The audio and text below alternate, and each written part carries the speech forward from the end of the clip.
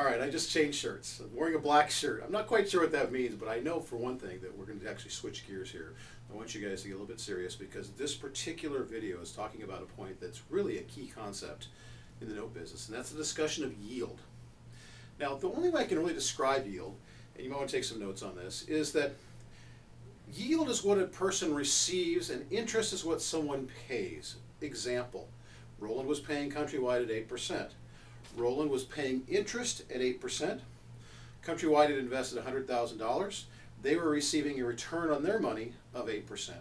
So in that case, the yield and the interest were identical. Let's look at another concept here. Let's just say that you loan your neighbor. This is, again, just a concept, and I want you to get this example. You loan your neighbor $1,000.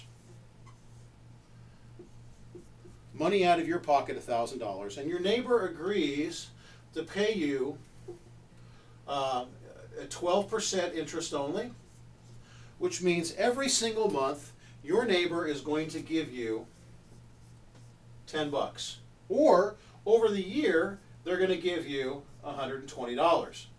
$120 meaning 12% of the 1,000. Okay, you got that so far? You loan a neighbor 1,000 bucks. They keep the 1,000, and every single month they pay you 10. They're paying interest on the money. Now, when you ever get your money back, the 1,000 back, I don't know. It depends on how long you wrote the note for, et cetera, et cetera. Okay? Let's just say a few years go by, and you're getting your $120 a year, and let's say that you're 3 years into it, so you've received 360 bucks. Okay? Let's just say that for grins.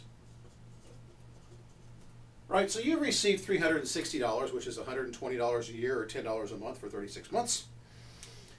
And you're thinking, you know, man, I could really use that lump sum of cash back. And you go talk to your neighbor, and you realize chances of your neighbor coming up with a lump sum check for $1,000 to pay you off, probably slim to none. But you really could use a big lump sum of money, pardon me, to invest. So along comes Sally Note Buyer. And Sally says to you, I'll tell you what, let me do this. Sally says to you, I will give you $920 for that note. Now you're thinking to yourself, well, let me think about this for a minute. You've already made 360 bucks, and Sally's going to give you 920.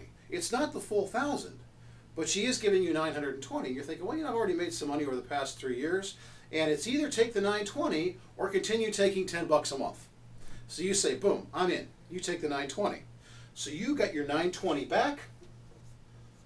Sally's got the 360. I'm sorry, you've received 360 up to this point already. 8. So altogether, for your little loan that you gave the next door neighbor, you're getting about 1,280 bucks over a 36-month period of time. Now let's talk about what's in it for Sally. Well, Sally's paid you $920 for this note, but remember, Sally's paid for the right to receive that $10 a month from your neighbor. Okay? So when she pays the $920, she's still getting 10 bucks a month. Now you invested $1,000 to get 10 bucks a month. She's only investing $920 to get that same 10 bucks a month. What happens to her return? It goes up. Why? Because she has less invested. So just to recap, your neighbor is still paying 12% a year or $10 a month. His payment never changes. So the interest rate remains at 12%.